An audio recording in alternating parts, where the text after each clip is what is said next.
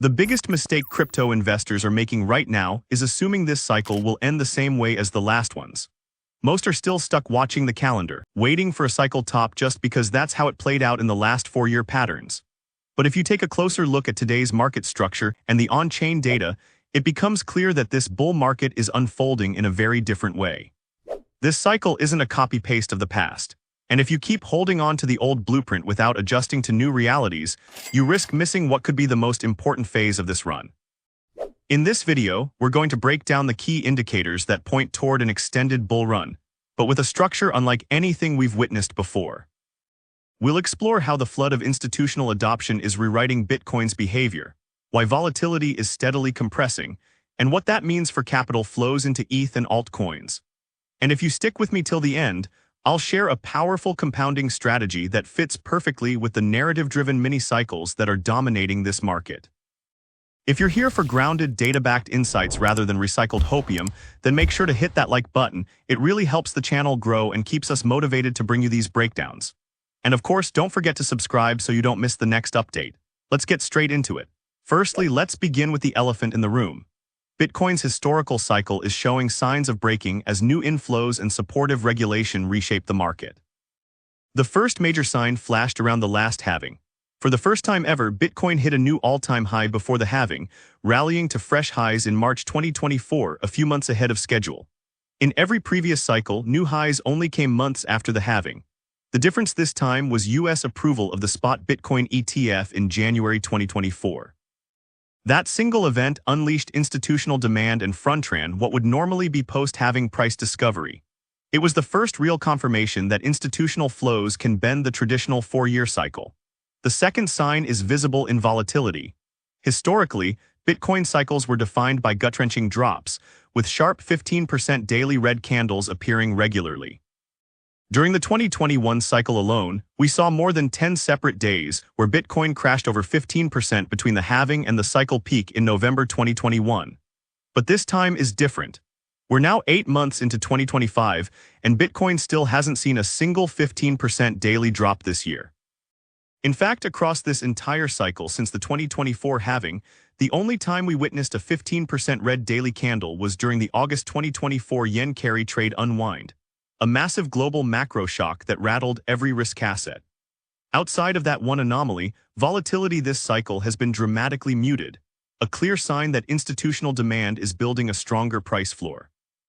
ETF flows and steady institutional buyers are now acting as a natural buffer, stepping in on almost every dip. On top of that, long-term holders are sitting at record highs, and their accumulation adds another layer of stability by locking up supply. Together, these forces have built a much stronger price floor than in past cycles. That doesn't mean corrections are gone. We could still see drawdowns in the range of 15% to 20% if a major macro shock hits, or if there's an unexpected regulatory move that spooks the market. The difference this time is that those corrections are likely to be shorter, sharper, and absorbed much quicker than before. And while the internal dynamics of crypto have shifted, the macro environment around it has also changed in a big way.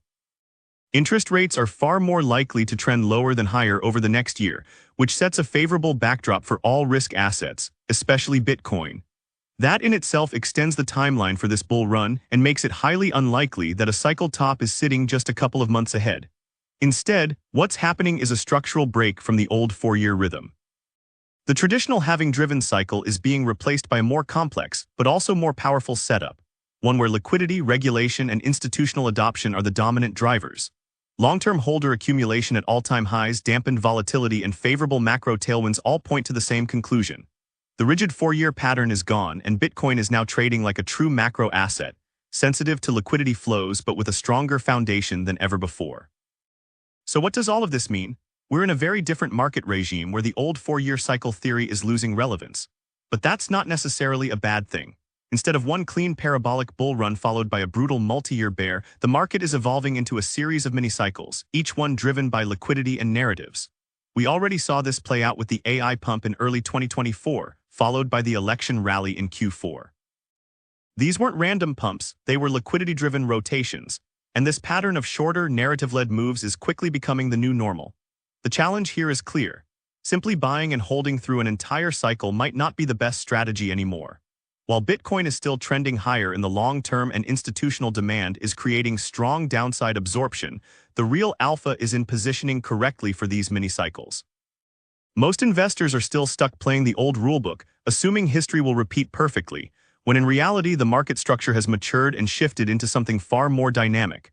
Now, before we talk about compounding strategy, I want to back this up with on-chain data, because this is where it gets really interesting. If you look at the last 3 cycles, Bitcoin topped 17 to 18 months after having almost like clockwork. If that trend were to hold, the cycle top would land in October, which is less than a month away. Some argue that you should measure from bottom to top, which would place the peak in November.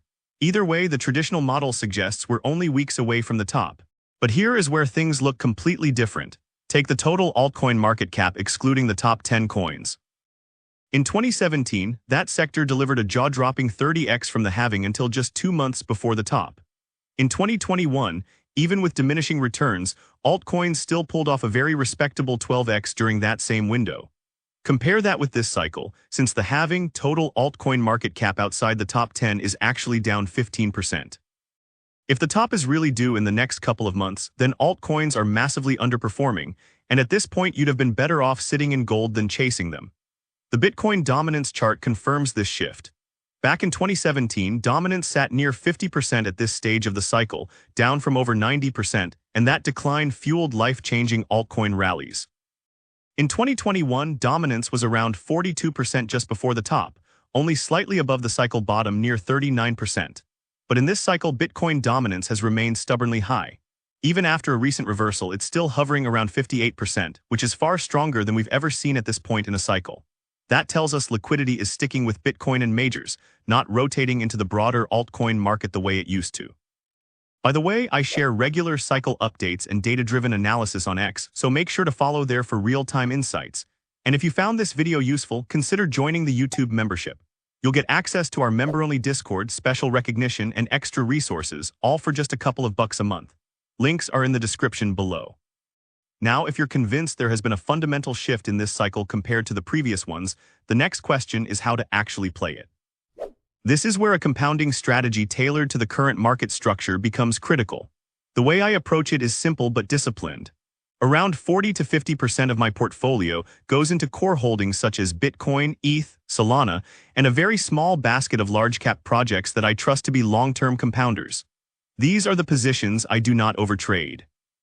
I treat them as my base layer of conviction, scaling out only in batches during clear, high-probability triggers like parabolic extensions, overheated funding, or when we hit historically significant levels.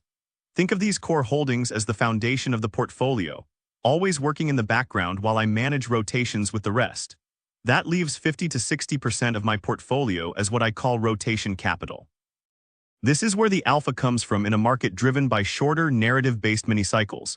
With rotation capital, I am very selective. I wait for 2 things to align.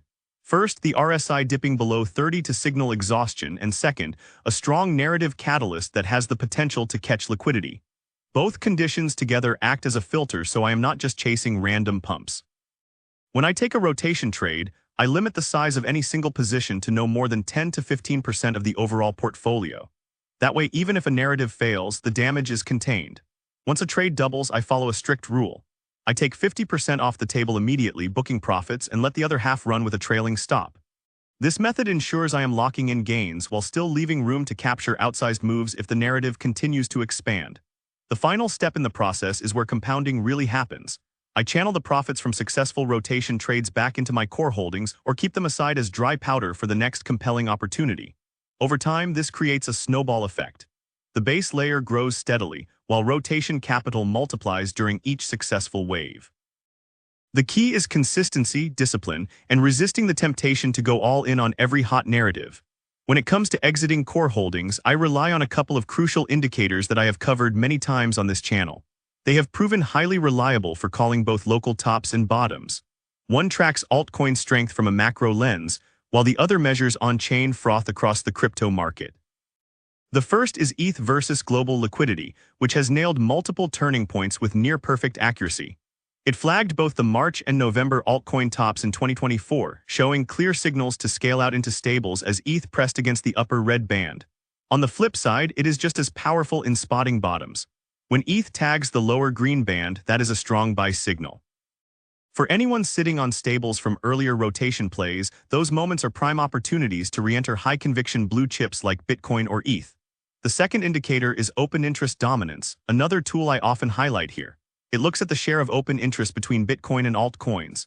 When altcoin open interest rises close to Bitcoin's level, it is already a caution flag. If it actually flips above, that's a major red alert. Historically, scaling out at that point has saved a lot of pain. We saw this exact flip during both the March rally and the year-end run in 2024, and in both cases, selling into strength was the right move. So how do you actually apply this? During accumulation phases, watch for ETH versus global liquidity to bottom out, then start layering into your core and short-term positions. Patience here is key. Do not over-rotate and always define your invalidation levels before entering a trade. Once you are fully positioned, keep both charts on your radar. If open interest dominance starts tilting toward altcoins and ETH stretches into the upper red liquidity band, you treat that as froth building up, and you exit no matter how bullish the market sentiment feels in the moment. This approach lets me ride and compound gains from narrative mini-cycles, while still keeping a strong base exposure to the broader trend. I am not aiming to call the exact cycle top or bottom, but rather to keep stacking profits and reducing downside risk as the market evolves. The current cycle has fundamentally transformed. The Bitcoin of 2025 isn't the same animal as 2017 or 2021. It's more mature, more stable, and probably less explosive. That does not mean the opportunities are gone.